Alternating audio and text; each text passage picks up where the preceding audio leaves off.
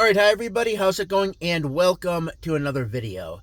Now, it's been a while since I've made a video. I've really been meaning to get back into it. I have a lot of ideas for videos I want to put out. So in the near future, I'm definitely planning on putting out more videos. Now, in the past, I would do these videos that were called the Rest in Peace videos that I would do when a celebrity had passed away. Well, just recently, Ozzy Osbourne has passed away, and I want to do a Rest in Peace video for Ozzy Osbourne because I was a huge, and still am a huge fan of Ozzy Osbourne's solo material. Also, Black Sabbath is one of my favorite bands of all time. If you ask me the classic question of Black Sabbath versus Led Zeppelin, which one do you prefer?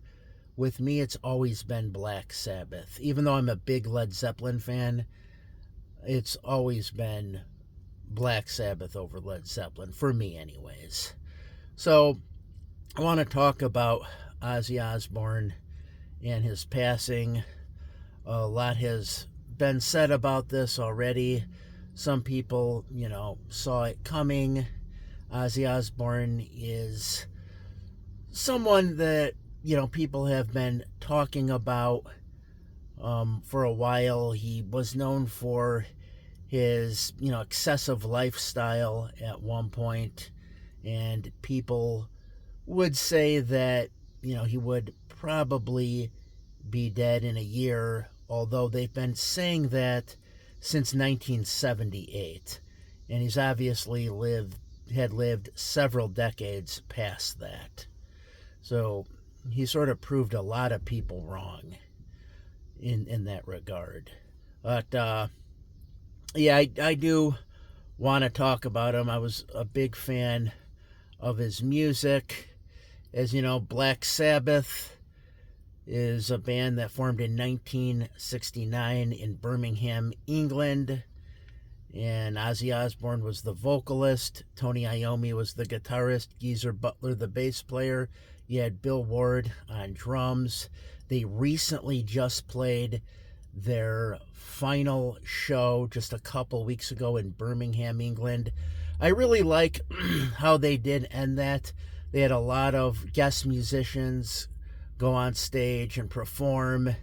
And it was kind of interesting because a lot of those musicians and a lot of those bands were playing some deep cuts and deep tracks that you would never expect, bands to play. For example, Guns N' Roses played Junior's Eyes. You usually don't hear bands cover that song. Metallica played Johnny Blade.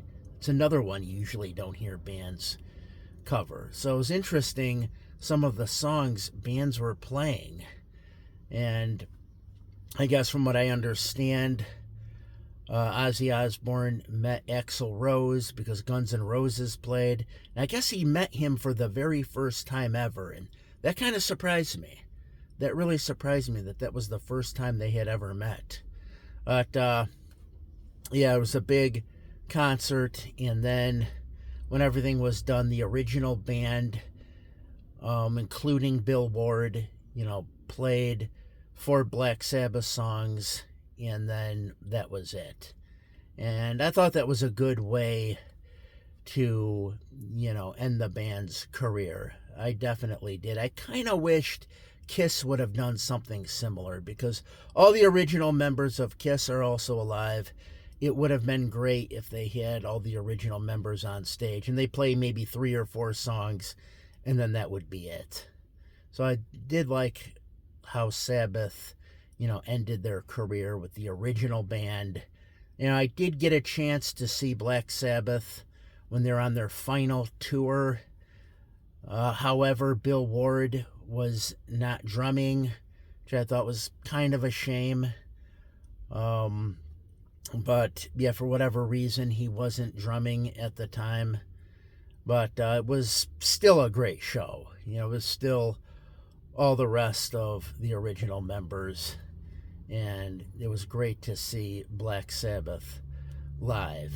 Black Sabbath is really timeless music in a lot of ways. Recently, I was having a conversation with my cousin when we heard a Black Sabbath song, and we were both like astonished that Black Sabbath go back as far as they did. The song we were listening to is from 1970, and we were both like, yeah, I can't believe they go back that far, because they were really very much ahead of their time. They definitely were. There's no question about that. And oftentimes, the early Black Sabbath albums would get bad reviews because people just didn't know what to make of it. It was just so new. And fortunately, sometimes if someone is ahead of their time and if something is so new and people are unfamiliar with it, sometimes it'll get bad reviews or people won't like it. That definitely happened with Black Sabbath. Because I know when those original albums that are, now considered timeless classics, when they came out, like I said, they were not well received by the critics. But over time, they really became more popular, and now they're considered classics today. But yeah, it wasn't like that originally. Now, Black Sabbath is regarded as the first heavy metal band. They're considered the band that innovated the genre. I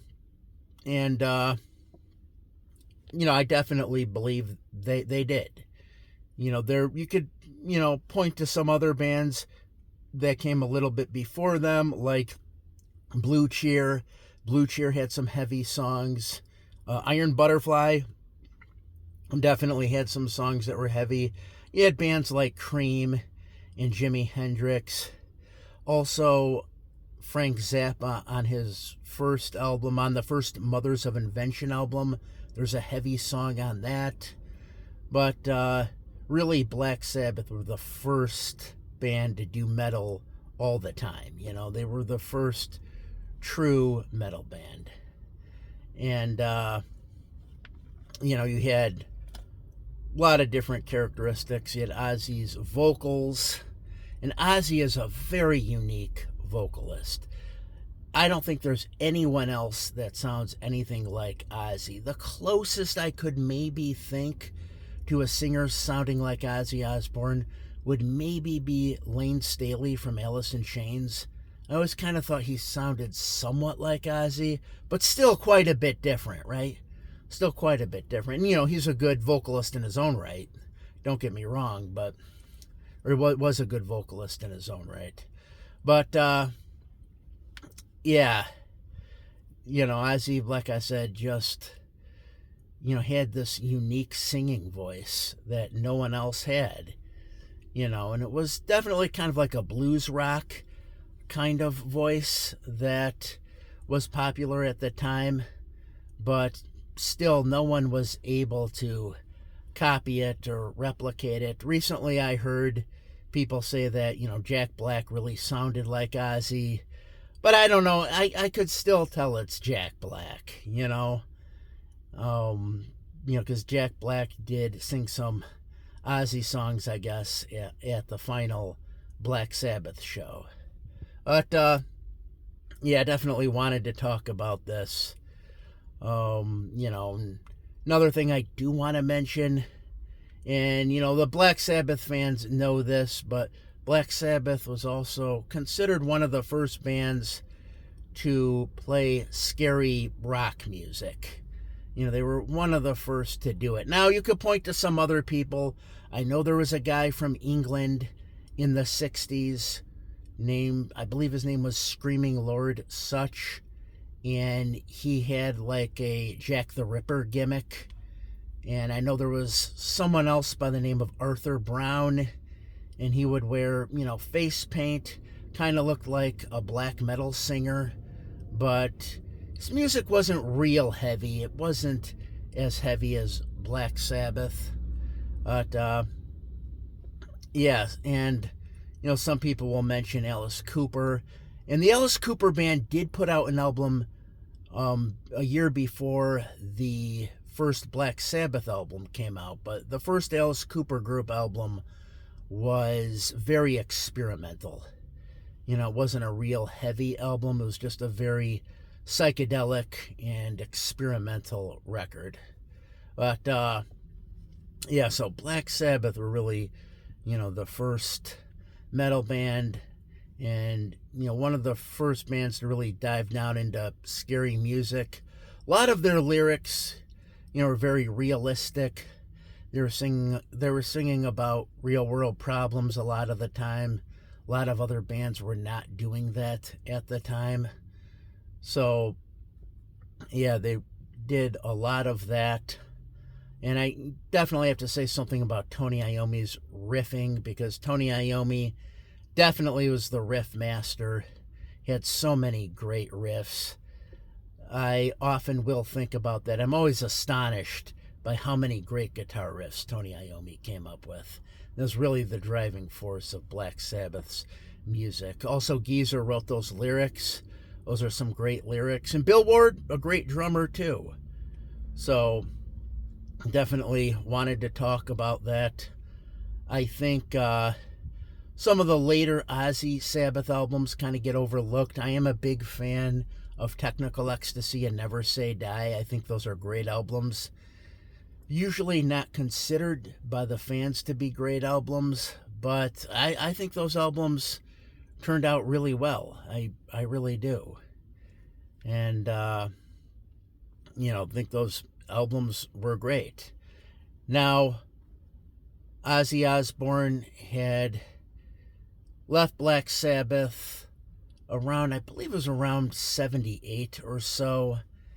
I know he had left earlier, but then he had rejoined again and was in the band for a little bit again, and then he left again a second time, and then he formed his solo project. He had one of the most successful solo careers of all time. A lot of times, solo artists that leave big bands don't end up making it really big, but Ozzy definitely did. His solo career was super successful. It's kind of strange because just a day before Ozzy had passed away, I was actually listening to an interview with Bob Daisley, who was involved very heavily in the early days of Ozzy's solo career. So I did want to mention that. But yeah, Ozzy had a big, successful solo career. The Blizzard of Oz and Diary of a Madman are considered classics. I actually really liked the last two records he put out as well, Ordinary Man and Patient Number 9. I thought those were really good albums. You know, I know he had a lot of guest musicians on those albums. On the Ordinary Man album, he did a song with Elton John. He also did another song with Post Malone. I don't really know too much about Post Malone, but the song turned out great. But, yeah, so wanted to talk about Ozzy, his solo career. Ozzy always had, you know, really good guitarists to support him. He did realize that in a metal band, that's important. So, you know, he had Tony Iommi and Randy Rhoads, Jakey Lee, you know, Zakk Wylde, Gus G. Just really some great guitar players. So I definitely wanted to mention that because he really did have a great solo career. And, you know, another thing that was pretty big for a while was Ozfest. There was a whole festival that he had that was also pretty popular at one point. It was maybe one of the bigger concerts going on at the time. But, yeah, I just wanted to talk about this, talk about Ozzy Osbourne and his music. So like I said, the music was definitely ahead of its time. Some of the songs, for example, like Symptom of the Universe, there was just nothing as heavy as that at that time. I mean, nothing that I could think of. Maybe something really underground, but I don't know. There's nothing as heavy as that at the time, so definitely wrote some of the heaviest music up to that point. But yeah, so I just wanted to do this rest in peace video. I was a big Ozzy Osbourne fan. I was really sorry to hear the news, sorry to hear about what had happened.